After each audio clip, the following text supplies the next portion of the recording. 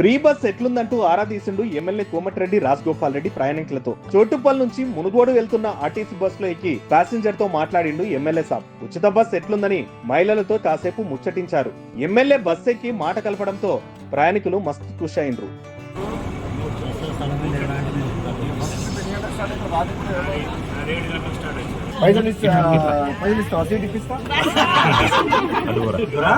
నిలబడి వాళ్ళందరూ free bus అన్నట్టే కదా.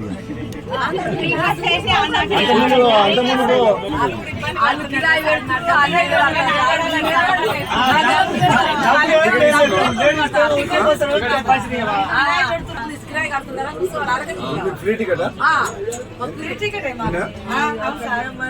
చాలా సంతోషంగా ఉండాలి లేదా మరి